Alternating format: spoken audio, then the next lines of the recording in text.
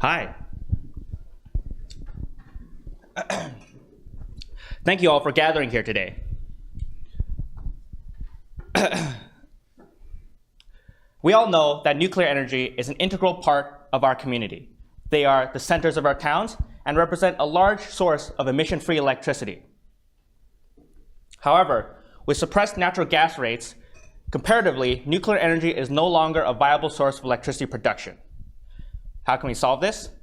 By reducing O&M costs. Each year, we spend $16 billion on O&M alone. Experts suggest that 75% of this can be reduced. Here, we have an economic analysis of the Columbia Nuclear Plant in Richland, Washington. They generate approximately 100 million megawatts of electricity each year. Now, that's approximately 475 million in annual revenue, but if you look closely, 43% of that is spent towards O&M. As a company, we are focused towards support services, work management, and operations to reduce these large costs. Who are we and how can we help? We are a multifaceted machine learning software and consultation company looking to provide you with efficient work environments. My name is Edward Chen, and with my co-founders, Joy, Jordan, and Ahmed, we present to you our process. Step 1, receive plant details and data. Step 2, using machine learning, analyze plant operation optimization. And finally, step 3, consultation on methods to reduce redundant and repetitive work. Digitization can be implemented as needed. Now, what really is machine learning and how can we use it? This is Crack, a system developed by Purdue to check for core defects. It has a 98.3 confidence rating. That can significantly reduce the number of unnecessary inspection, saving millions a day every day the plant is not offline. There are also other methods of implementation, such as radiation monitoring and dosimetry, making the scope ripe for development. I will now pass along to Jordan, our CFO, to talk about our business model. Thank you, Edward. How do we stack up against our potential competitors? On the x-axis, we examine the degree of human involvement, while on the y-axis, we compare the relative impact of each technology. Here, we can see a clear market gap in the upper left-hand corner. A part of the industry that most engineers don't concern themselves with is the human element. We differentiate our product by targeting the labor force in order to reduce work hours and unnecessary exposure to radiation and heat. By capitalizing on an untapped sector of the market, we hope to collaborate with more than 90 nuclear plants in the United States. In fact, more than 65 plant operators have expressed interest in digitizing their facilities. With more than 180 plants in Europe and countless more in Asia and developing countries, we have a massive potential to expand our business. With that said, here's a glimpse at what the next 10 years could look like. Beginning now, in 2018, we look to acquire funding from public sources such as GAIN and ARPA-E. Over the next 4 years, we plan to do extensive market research, beta testing, and simulation of data analysis. By the year 2024, we aim to have all regulatory approvals and our initial product deployment.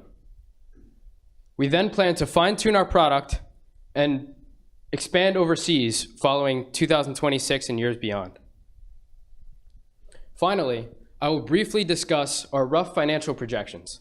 I would like to direct your attention specifically to the categories of revenue and external funding. We plan to have our first source of legitimate revenue by year 5 at approximately $22 million, with at least one client.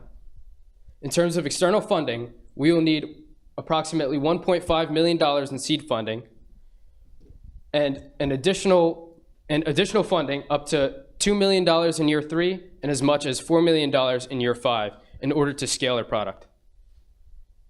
We urge you to join us. We are seeking $1.5 million in exchange for 10% of our company. Together, we can make nuclear energy economical and reduce harmful carbon emissions. Thank you. I would now like to introduce our CEO, Joy Fan, to answer questions.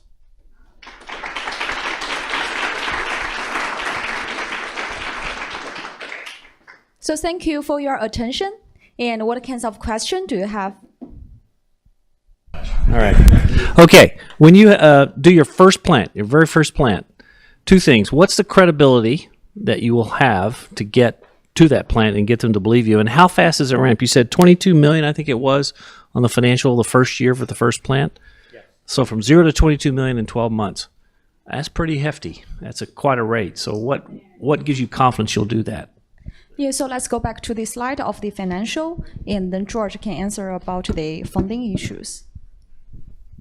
So in terms of getting to that point, in the years leading up, we aim to approach reactors that are university reactors and reactors that are possibly decommissioned in order to gain the sort of data and build our credibility, so to speak, by offering them the solutions they might need to possibly stay online in the future.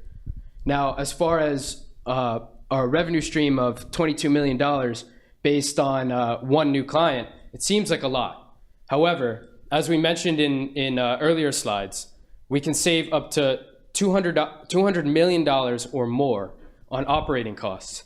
Now, experts estimate that 50 to 75% of this can be reduced, right? So our early estimation is that we can reduce about 35% of this. So by reducing 35% and taking a commission of about 25%, we generate close to $22 million in addition to an upfront fee of approximately $1 million. Thanks. On one of your slides, you kind of had this progression of data to analyze to recommendation. Could you give, there it was. Oh. This one? Previous. There. All right. Well, anyway, it was data to analyze to recommend. So could you give one or two more examples of the type of data you would take in, and then what type of recommendation or process change you would recommend so that it would reduce the O&M cost?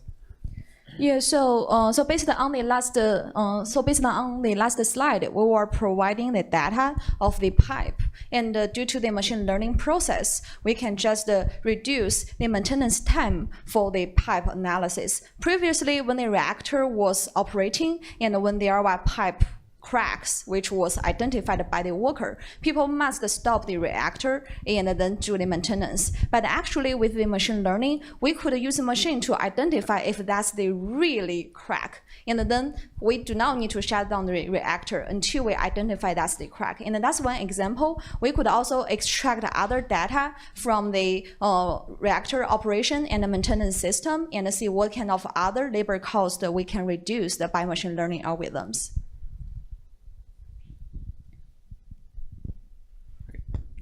I guess two small questions. So first on the ML, to expand on that, are there new systems you would need to build to accumulate the data sets you would need, or are there existing data streams that are just sort of sitting in plants? And the second related part maybe is, do you need to get security clearances or anything like that to access sensitive plant data?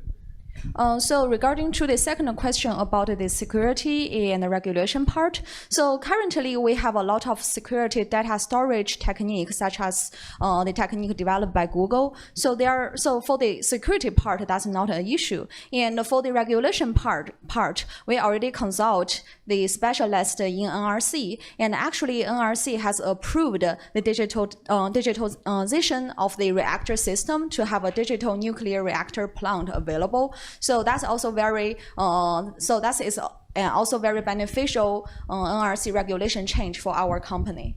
Just to add on that, IMPO has a large collection of nuclear power plant maintenance data that we can use just based on regulation that they need to collect.